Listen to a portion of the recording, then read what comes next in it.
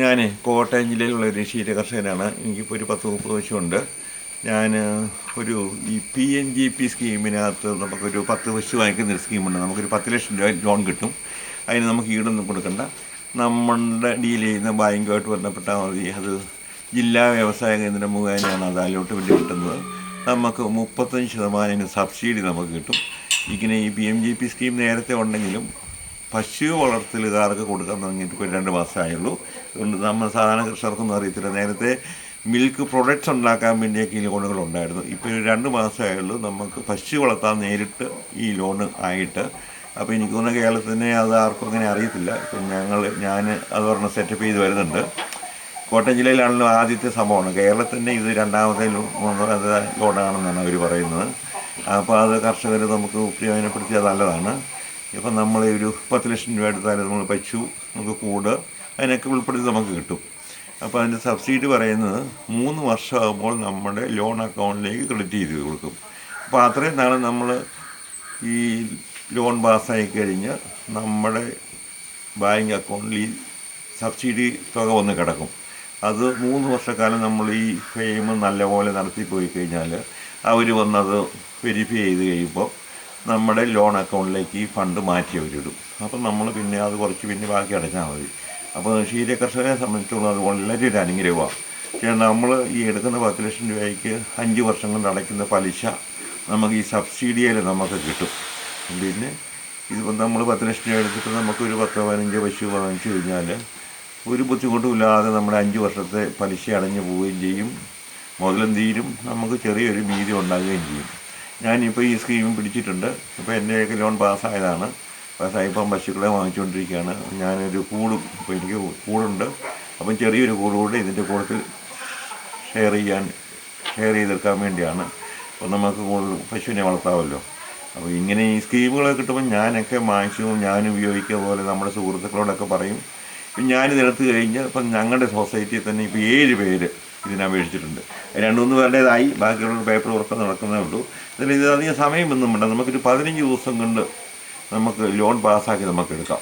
ഇനി ഇതേ ഉള്ളൂ, നമ്മൾ ഡീൽ ചെയ്യുന്ന ബാങ്ക് മാനേജറുടെ സിസ്റ്റമാണ് കേട്ടോ. നമ്മളുടെ സ്കോർ വേണം. നമ്മൾ നല്ലൊരു ക്ലയൻ്റ് ആണെന്ന് മാനേജർക്ക് തോന്നിയാൽ മാനേജർക്ക് യാതൊരു ആശയവുമില്ല, മാനേജർ നമുക്ക് ലോൺ തരും. അപ്പോൾ ഞങ്ങളുടെ സൊസൈറ്റിയിൽ ഇപ്പോൾ 7 പേര് ഇതായിട്ടുണ്ട്. അത് 4 പേരുടെ കിട്ടി, ബാക്കി 3 പേരെ പ്രോസസ്സിങ് നടക്കുക. അതൊക്കെ അടുത്ത ആഴ്ച കിട്ടും. അപ്പോൾ എനിക്ക് പറയാനുള്ളത്, ഈ നമ്മൾ ക്ഷീര കർഷകർ ഇങ്ങനെ സബ്സിഡിയായി കിട്ടുന്ന ലോണുകളൊക്കെ ഉണ്ടെങ്കിൽ എടുത്ത് വിനിയോഗിക്കുക. സർക്കാർ നമ്മളെയൊക്കെ ഒത്തിരി സപ്പോർട്ട് ചെയ്യുന്നുണ്ട്. അപ്പോൾ അത് വിനിയോഗിക്കുക എന്നുള്ളതാണ് എൻ്റെ ഒരു അഭിപ്രായം. അപ്പം എനിക്കറിയാവുന്നതിനോടൊക്കെ ഞാൻ ഷെയർ ചെയ്യുന്നുണ്ട്.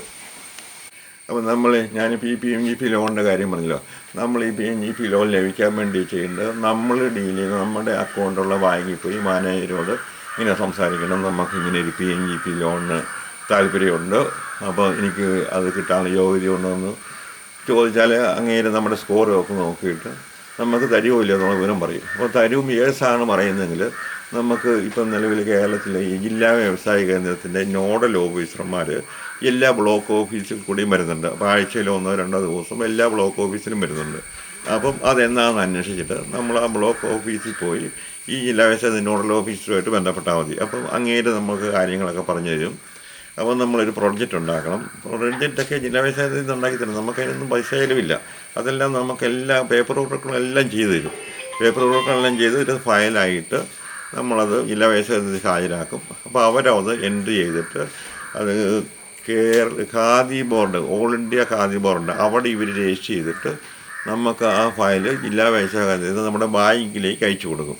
അപ്പോൾ നമ്മൾ ബാങ്കിൽ നമ്മളെ വിളിക്കും, ഇങ്ങനെ നമുക്ക് വന്നിട്ടുണ്ട്, നമുക്ക് അടുത്ത പ്രോഗ്രാമുകൾ ചെയ്യാനുണ്ട്. അപ്പം മാനേജർ സാധാരണ രീതിയിൽ നമ്മുടെ വീട്ടിൽ വന്ന് നമ്മുടെ കൂടും നമ്മുടെ ഒരു അവസ്ഥയെക്കുറിച്ച് അവർ വീക്ഷിക്കും. അത് കഴിഞ്ഞ് പിന്നെ നമുക്ക് താമസത്തിന് ഒരു 3-4 ദിവസം കൊണ്ട് നമുക്ക് ബാങ്കിൽ നിന്ന് ഫണ്ട് ഇഷ്യൂ ആവും. അപ്പോൾ അത് നമ്മൾ ഈ പശു വാങ്ങിക്കുക, അതിൽ കൂട് നിർമ്മാണം, പിന്നെ മിഷനറികൾ, അങ്ങനെ പല ബേസിസിലാണ്. കൂടിന് വേണമെങ്കിൽ വേണം, അല്ലെങ്കിൽ വേണ്ട. പക്ഷേ മിഷനറിയൊക്കെ കമ്പൽസറിയാണ്. നമുക്കിപ്പോൾ മിൽക്ക് മെഷീനോ പ്രഷർ വാഷറോ അല്ലെങ്കിൽ ഇലക്ട്രിക്കൽ സാധനങ്ങളോ അങ്ങനെയൊക്കെയുള്ള എല്ലാ ഉപയോഗിക്കാനുള്ള ബില്ലൊക്കെ ഇതിനകത്ത് ആഡ് ചെയ്താൽ മതി. അപ്പോൾ അതിൻ്റെ കണക്കുള്ള ഫണ്ട് മൊത്തത്തിൽ നമുക്ക് 10 ലക്ഷം കിട്ടും. അപ്പോൾ അതിൻ്റെ പശുവിൻ്റെ എണ്ണം കുറയുന്നേ ഉള്ളൂ. മൊത്തത്തിൽ നമുക്കൊരു 10 ലക്ഷം നമുക്ക് കിട്ടണമെങ്കിൽ നമ്മൾ ജനറൽ കാറ്റഗറിയിൽ ഗ്രാമപ്രദേശങ്ങളിൽ 25% സബ്സിഡിയാണ് കിട്ടുന്നത്. അപ്പോൾ ലേഡീസിനാണെങ്കിൽ ലേഡീസ് SC ST OBC ഒക്കെ ആണെങ്കിൽ 35% കിട്ടും. അപ്പം ജനറൽ കാറ്റഗറി 25% കിട്ടുള്ളൂ. അപ്പോൾ അത് ഈ നമ്മുടെ പഞ്ചായത്തിൽ നിന്ന് ഒരു റൂറൽ ഏരിയ സർട്ടിഫിക്കറ്റ് ഇതിനകത്ത് ഹാജരാക്കണം. വെച്ചാൽ ഗ്രാമങ്ങളിലാണോ മുനിസിപ്പാലിറ്റി ഏരിയ ആണോ എന്നുള്ളതാണ് റൂറൽ ഏരിയ സർട്ടിഫിക്കറ്റ്. ഗ്രാമങ്ങളിലാണ് ഞാൻ ഈ പറഞ്ഞ് 35 കിട്ടുന്നത്. അപ്പം ഇത് മുനിസിപ്പാലിറ്റി ഏരിയയിലേക്കാണെങ്കിൽ ഈ 10% ഇത് കുറയും. ജനറൽ 15 ആവും, OBC അത് SC ST ഒക്കെ ആകുമ്പോൾ 25 ആവും. അങ്ങനെ വ്യത്യാസമേ ഉള്ളൂ. അപ്പം സാധാരണ റൂറൽ ഏരിയകളാണല്ലോ കൂടുതലുള്ളത്. അപ്പോൾ അവർക്കെല്ലാം 30% കിട്ടും. നമ്മൾ ലേഡീസിൻ്റെ പേര് വെക്കണമെന്നേ ഉള്ളൂ, അല്ലെങ്കിൽ മറ്റ് ബാക്കി കാറ്റഗറി ആയിരിക്കണം. അതുപോലെ തന്നെ ഈ ക്രിസ്ത്യൻ കമ്മ്യൂണിറ്റിയൊക്കെ ആണെങ്കിലും മൈനോറിറ്റി സർട്ടിഫിക്കറ്റ് കൊടുത്തു കഴിഞ്ഞാൽ ഇതിനകത്ത് കയറി വരും. ന്യൂനപക്ഷങ്ങൾക്കും ഇത് 30% സബ്സിഡി കിട്ടും. അപ്പോൾ അത് നമ്മൾ ഈ ജില്ലാ വികസനമായിട്ട് ബന്ധപ്പെട്ടാൽ മതി. അവരുടെ നോഡൽ ഓഫീസർ നമുക്ക് എല്ലാ കാര്യങ്ങളും പറഞ്ഞു തരും. നമ്മളെക്കാളും താല്പര്യമാണ് അവർക്ക് നമുക്കൊരു ലോൺ തന്ന് നമ്മളെ പ്രോത്സാഹിപ്പിക്കുക. അപ്പോൾ അത് നമ്മൾ ആവശ്യമുള്ളവരൊക്കെ ഇങ്ങനെ ബ്ലോക്ക് ഓഫീസുമായിട്ട് ബന്ധപ്പെട്ട് കഴിഞ്ഞാൽ കാര്യങ്ങൾക്ക് നടപടി പെട്ടെന്ന് വരും. ഇപ്പോൾ നിലവിൽ എൻ്റെ കൂടിയതാണ്. ഞാൻ ഇങ്ങോട്ട് മാറ്റി ഇവിടെ ഇങ്ങോട്ട് മണ്ണ് മാറ്റിയിട്ട് ഇവിടെ വീണ്ടും ഒരു ചെറുതായിട്ടൊരു കൂടെ ഉണ്ടാക്കാൻ വേണ്ടിയുള്ള സെറ്റപ്പാണ്. അപ്പോൾ അതിപ്പോൾ അടുത്ത ദിവസം തന്നെ തുടങ്ങും. ഈ മഴയൊന്ന് കുറഞ്ഞോട്ടെന്ന് ഓർത്തിരിക്കുകയാണ്. ഈ മണ്ണ് മുഴുവൻ മാറ്റിയിട്ട് ഇവിടെ ഇതിനോട് ചേർന്ന് ഒരെണ്ണം കണ്ടുണ്ടാക്കാൻ വേണ്ടിയുള്ള പരിപാടിയാണ്.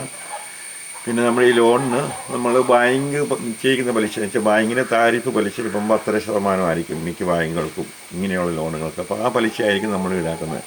അപ്പോൾ 5 വർഷത്തെ EMI കാൽക്കുലേറ്റ് ചെയ്ത് നമ്മൾ മാസം അടച്ചാൽ മതി. നമുക്ക് പാല് കൊടുക്കുന്ന സൊസൈറ്റിയിൽ നിന്ന് ഫണ്ട് കിട്ടുന്നതുകൊണ്ട് ആ ലിങ്ക് ചെയ്തിട്ടാൽ മതി. ഇപ്പം അക്കൗണ്ടിൽ നിന്ന് നേരെ ഓട്ടോമാറ്റിക്കായിട്ടങ്ങ് ക്യാഷ് പോകണം, നമ്മൾ അറിയ പോലുമില്ല. ഈ ഷൂന്ന് പറഞ്ഞാൽ 5 വർഷം അങ്ങ് പോവുകയും ചെയ്യും. നമ്മളിപ്പോൾ ഈ ലോൺ വാങ്ങിക്കുന്ന പശു ഒരു അസറ്റായിട്ട് മാറുകയും ചെയ്യും. അപ്പോൾ അത് സാധിക്കുന്നവരൊക്കെ ഇത് പ്രയോജനത്തിൽപ്പെടുത്തുക എന്നുള്ളത് എനിക്ക് തോന്നുന്നത്. ഇങ്ങനെ ഇങ്ങനെ കൂടുതൽ അടിക്കാനിരിക്കുന്നു. ഈ മണ്ണ് മുഴുവൻ മാറ്റിയിട്ട് കാരണം ഇപ്പോൾ ഞാൻ ഈ മഴ കുറഞ്ഞ അന്നേരം ഇത് പരിപാടി തുടങ്ങാൻ വേണ്ടി ഇരിക്കുക.